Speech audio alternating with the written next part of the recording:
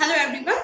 Last video में हमने 1773 का रेगुलेटिंग एक्ट और 1784 का पिट्स इंडिया एक्ट ये हमने पढ़ लिए थे।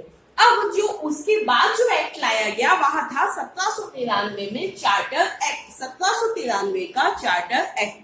ठीक है, तो इसके अंतर्गत क्या क्या प्रावधान थे वहां हम देख लेते हैं। बहुत छोटा है, मतलब बहुत दो तीन चीजें ही इसमें इंपॉर्टेंट है, तो वो हम देख लेते हैं।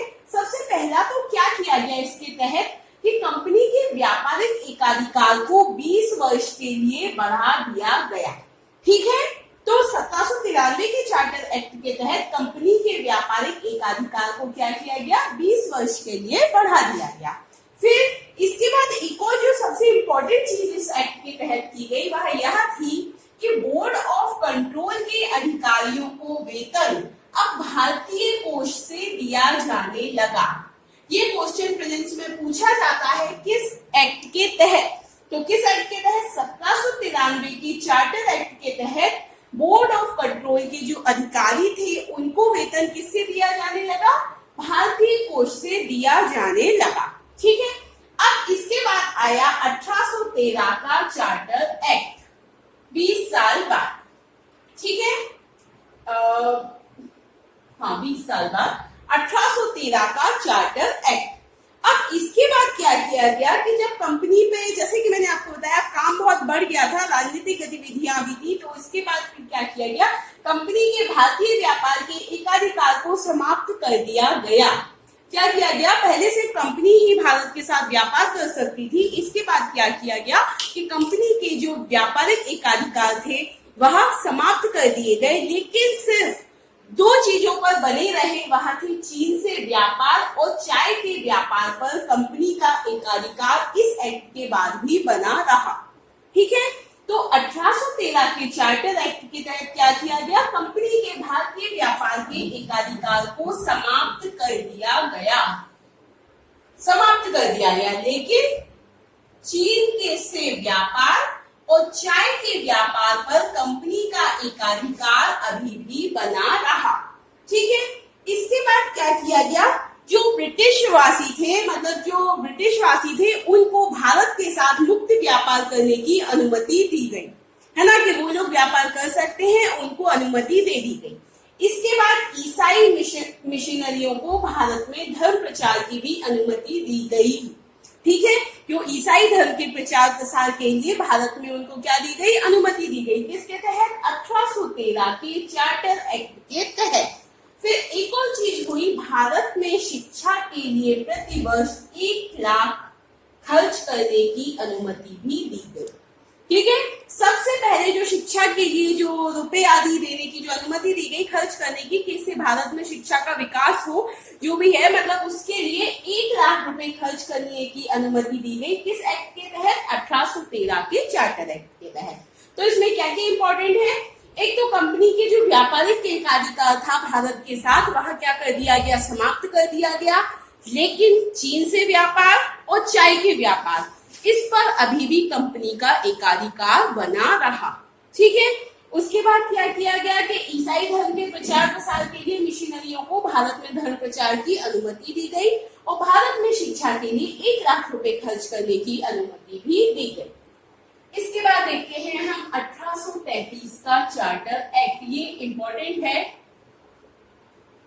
क्योंकि भारत में संविधान निर्माण के जो पहले जो धुंधले संकेत जो दिखाई देने लगते हैं वह यहीं से दिखाई देने लगते हैं।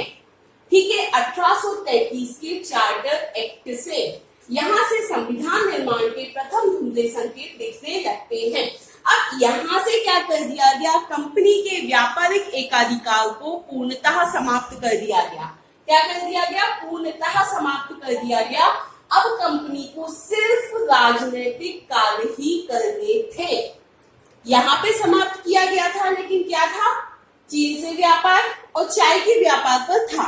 यहाँ पर उसका पूर्णतः एकाधिकार समाप्त कर दिया गया। अब कंपनी को क्या काम करने थे, सिर्फ राजनीतिक गतिविधियां ही देखनी थी, उसको भारत में अब सिर्फ राजनीतिक कार्य ही करने थे।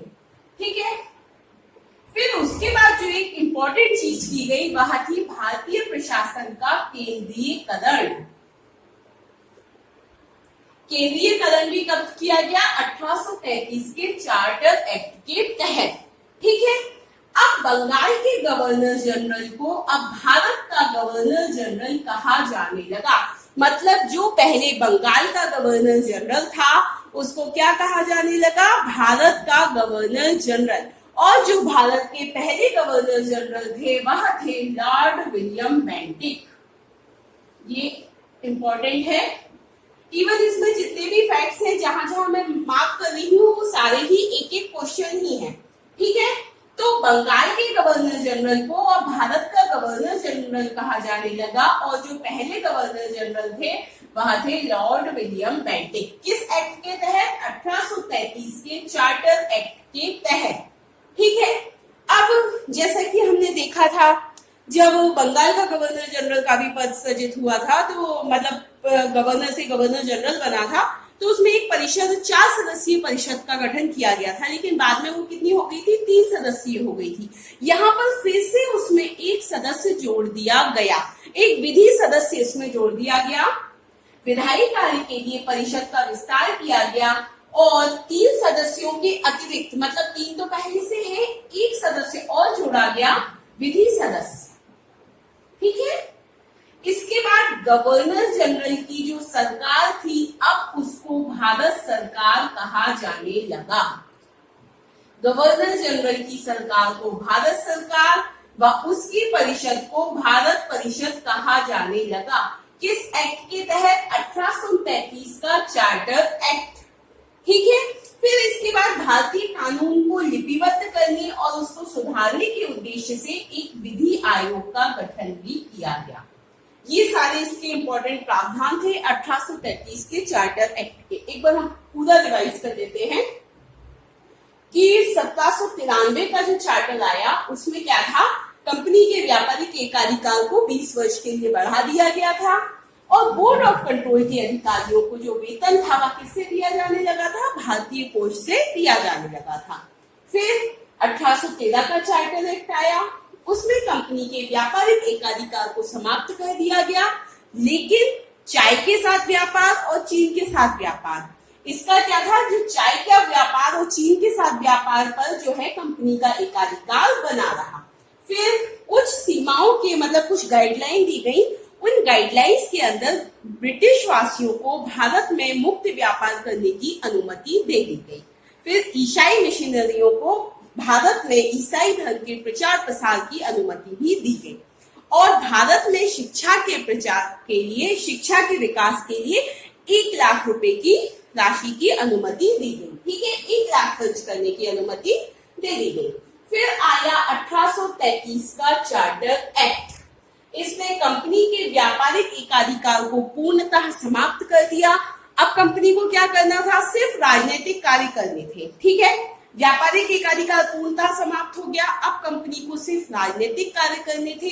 इसके बाद क्या किया गया? केंद्रीकरण किया गया प्रशासन का, ठीक है। भारतीय प्रशासन का केंद्रीकरण किया गया। बंगाल का जो गवर्नर जनरल था उसको अब भारत का गवर्नर जनरल कहा जाने लगा, ठीक है।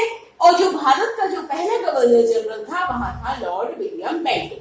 फिर विधायी कार्य के लिए परिषद का विस्तार किया गया, 3 सदस्यों के अतिरिक्त एक अन्य विधि सदस्य भी जोड़ा गया, ठीक है। फिर उसके बाद गवर्नर जनरल की जो सरकार थी उसको क्या कहा जाने लगा? भारत सरकार, और उसकी परिषद को भारत परिषद कहने लगे, ठीक है। और भारतीय कानून को लिपिबद्ध करने और उसको सुधारने के उद्देश्य से विधि आयोग का गठन किया गया। Okay, thank you.